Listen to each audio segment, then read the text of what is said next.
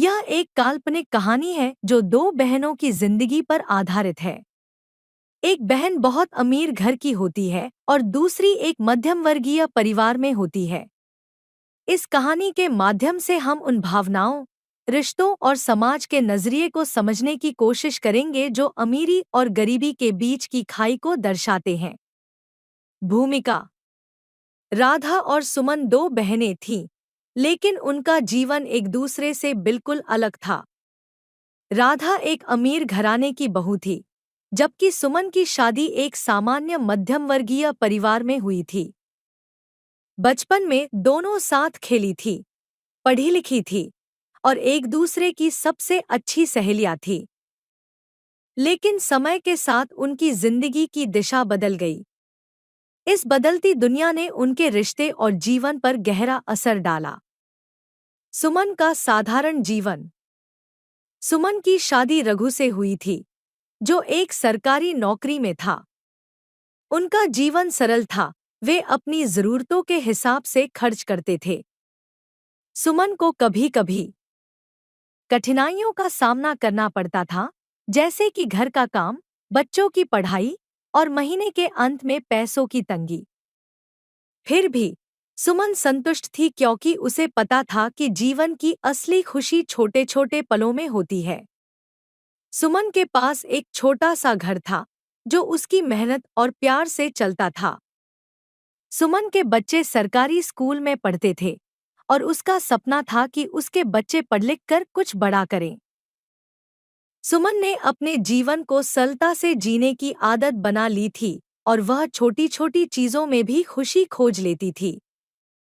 राधा का भव्य जीवन: दूसरी ओर, राधा की शादी एक बड़े उद्योगपति के बेटे मोहित से हुई थी। राधा के पास सब कुछ था: बड़ा बंगला, गाड़ियां, नौकर-चाकर और वो सारी सुविधाएं जो एक अमीर घर में होती हैं। उसकी जिंदगी में किसी चीज की कमी नहीं थी।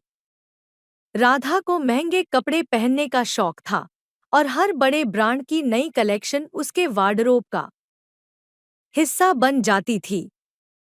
राधा के बच्चे भी महंगे प्राइवेट स्कूलों में पढ़ते थे और उनकी जिंदगी में किसी चीज की कमी नहीं थी। लेकिन इतने ऐश्वर्य और वैभव के बीच भी राधा के दिल में एक खालीपन था। उसे कभी-कभी लगता था कि वो अपने जीवन के असली सुख से दूर जा रही है। राधा के पास धन दौलत तो थी, लेकिन समय की कमी थी।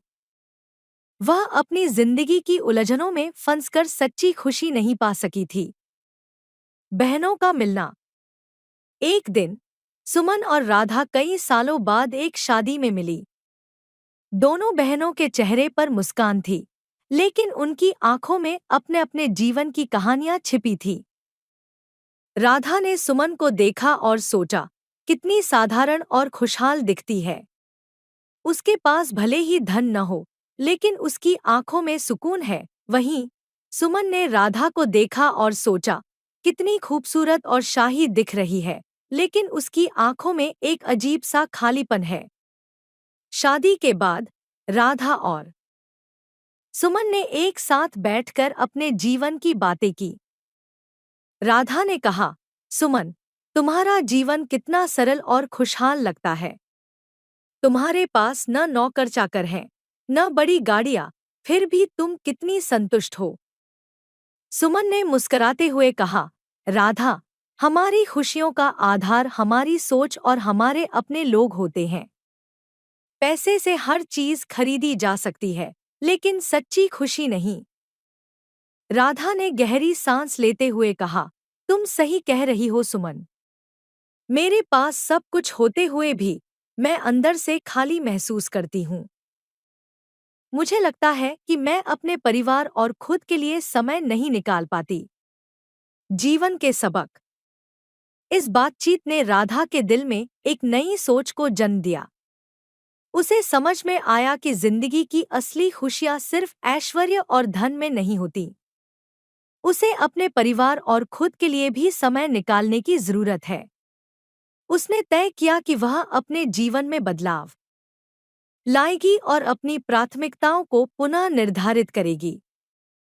दूसरी ओर सुमन भी इस मुलाकात से प्रभावित हुई। उसे एहसास हुआ कि अमीरी और गरीबी के बीच की खाई सिर्फ आर्थिक रूप से नहीं होती, बल्कि यह इंसान की सोच और संतुष्टि पर भी निर्भर करती है।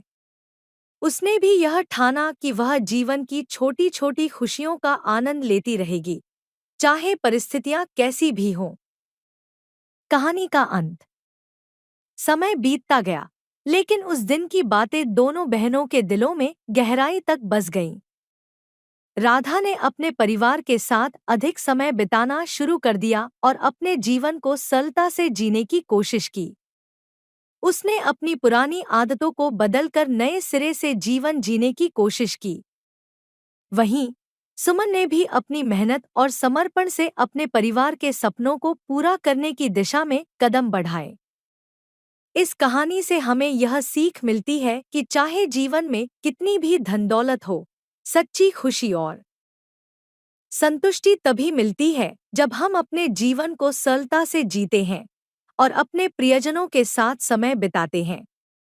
धन दौलत से सुविधाएं तो खरीदी जा सकती हैं, लेकिन प्यार, अपनापन और सुकून पैसे से नहीं खरीदा जा सकता।